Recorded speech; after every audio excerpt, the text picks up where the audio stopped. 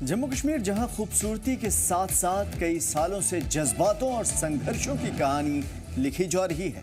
सरहदों पर खून और उम्मीदों के बीच आम इंसानों की जिंदगी अपने मुकद्दर के लिए लड़ रही है, जहां हर परिवारों की दुआ में सलामती और प्यार की आवाज छुपी है। आदाब, नमस्कार, मैं हूं आमिर एहसन और आप देख रहे हैं 5 मिनट में 5 बड़ी खबरें। मेराज मलिक की नाइंसाफी भरी गिरफ्तारी पर गुस्से का इजहार जारी है और जम्मू की सरजमीन पर आपके senior leader Rajya Sabha MP Sanjay Singh ने कारकुनान के साथ मिलकर सड़कों पर उतरकर जबरदस्त नारेबाजी भी की है। संजय सिंह का साफ कहना था कि मेराज मलिक की गिरफ्तारी बीजेपी की तानाशाही है और आम आदमी पार्टी से कभी भी बर्दाश्त नहीं करेगी। मुल्क भर में अब हक की आवाज़, इंसाफ की आवाज़ बुलंद होगी। अब ये सिर्फ एक शख्स की लड़ाई नहीं है, बल्कि इंसाफ बनाम जुल्म की जंग है।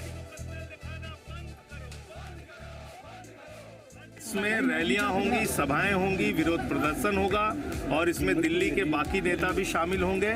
हम लोग जगह जगह पे विरोध में रैलियां और सभाएं करेंगे आगे। एडमिनिस्ट्रेशन से कोई अपील करना चाहते हैं कि 10 दिन के अंदर की गर्लफ्रेंड वाली पार्टी कह रही है? कौन सी मुजरा वाली पार्टी कह रही है? जो पार्टी मुजरा जैसे शब्दों का इस्तेमाल करती है, 50 महिलाओं की रेट लगाने वाले प्रधानमंत्री की पार्टी कह रही है कि हमारी भाषा गलत है। इनसे हमें भाषा सीखनी है भाजपाइयों से। तो सर आप बीजेपी ने इस तरह से रिमार्क्स दिए हैं तो आप भी करेंगे? आप उसको रिकमेंड कर रहे हैं? नहीं, मैं ये कह रहा हूँ, मैं बिल्कुल रिकमेंड नहीं कर रहा हूँ।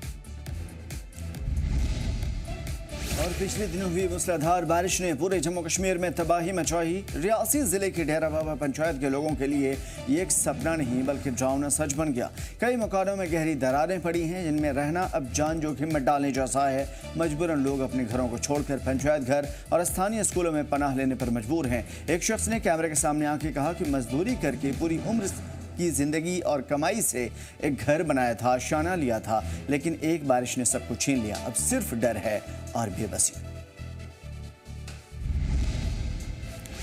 उधर जम्मू कश्मीर श्रीनगर नेशनल हाईवे 44 फिर से खुल चुका है। उधमपुर के 3rd सेक्शन में भारी बारिश और लैंडस्लाइड के बाद से कुछ दिन पहले ही बंद किया गया था और अब बहाल कर दिया गया है। सबसे पहले हल्की गाड़ियों को आगे जाने की इजाज़त दी गई। अब धीरे धीरे भारी वाहनों को भी रवाना किया जा रहा है। बड़े ट्रकों को अभी भी सफ़र करने की इजाज़त नहीं मिली है। हालिया बारिश के कारण मलबा और बड़े पत्थर गिरने से ट्रैफिक ठप हो गया था, जिससे हज़ारों ट्रक और यात्री वाहन फंस गए थे यहाँ पर। इनमें से ज़रूरी सामान और ताज़ा फल सब्जी लदे हुए ट्रक भी शामिल थे।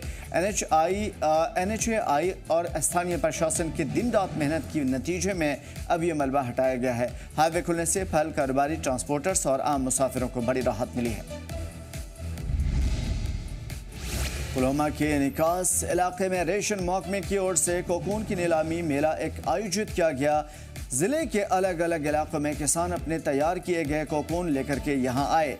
जिले के अंदर देश भर से आए हुए खरीदारों ने मौके पर ही इसे खरीद भी लिया और पुलवामा अपनी ज़रख़े ज़मीन, फल फूल की खेती और रेशम पालन के लिए हमेशा से मशहूर है। यही वजह कि किसानों की डिमांड भी है। ख़ासतौर पर तालीम याफ्ता नौजवान बड़ी संख्या में सेरिकल्चर से जुड़े हुए यहाँ पे आते हैं और महकमे नियमित ट्रेनिंग और अवेयरनेस प्रोग्राम्स चलाकर इन लोगों को रोज़गार देती है। फिलहाल बेहतर जानकारी के साथ किसान और यहाँ के नौजवान बेहतर अंदाज में कारोबार कर रहे हैं। सितंबर अक्टूबर में इसकी बिक्री काफ़ी ज़्यादा चरम पे होती है। नीलामी मेले का मकसद यही है कि किसानों को देश और राज्य भर में, स्टेट भर में खरीदारी में आसानी हो सके और इनको बेहतर इनकी कीमत भी मिले।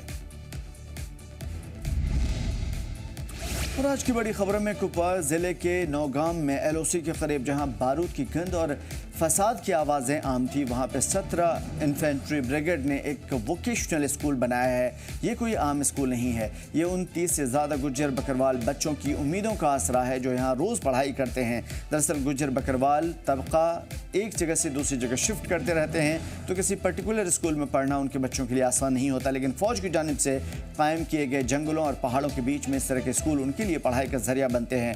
सरहद के इस किनारे पर जहाँ ज़िंदगी हर रोज़ एक जंग है, फ़ौज ने न सिर्फ सुरक्षा दी है बल्कि रोशनी का रास्ता भी दिखाया है। किताबें, स्कूल बैग्स और बेहतर इंफ्रास्ट्रक्चर, ये सब वो तोहफे हैं जो इन मासूम बच्चों की ज़िंदगी बदल रहे हैं। एक बड़ा सैल्यूट, एक बिग हग इन तमाम तर जवानों के लिए। हम 30 बच्चों को एजुकेशन दे रहे हैं। ये बकरवाल कम्युनिटी के हैं, टंगडार साइड के हैं। यहाँ पे मवेशी चलाते हैं, तो हम इनको पढ़ाते हैं यहाँ पे। आर्मी सपोर्टिंग, आर्मी मतलब बॉर्डर सिक्योरिटी के लिए ऑनली यहाँ पे ड्यूटी करते हैं। वो बच्चों का फ्यूचर भी बनाता है यहाँ पे। वो हर एक फैसिलिटी यहाँ पे अवेलेबल। उनके पास बैग्स नहीं थे, बुक्स नहीं थे, सब कुछ मिला है उनको यहाँ पे। और हर एक चाय खाना सब कुछ मिलता है यहाँ पे आर्मी के जरिए। यहाँ तक कि आर्मी वालों ने यहाँ पे एक स्कूल भी खोला है। जो हमारे बच्चे हैं वहाँ पे नहीं पढ़ सकते, जो अपने वालिदैन के साथ इधर है, उनको यहाँ पे स्टडी भी मिल रही है। इंडियन आर्मी के बहुत शुक्रगुजार हैं। ये हमारा ध्यान रखते हैं हर एक चीज़ का, जो भी बेसिक चीज़ होती है सबका। हम यहाँ पे 4 मंथ से रहते हैं, अभी भी हम 1 मंथ यहाँ पे।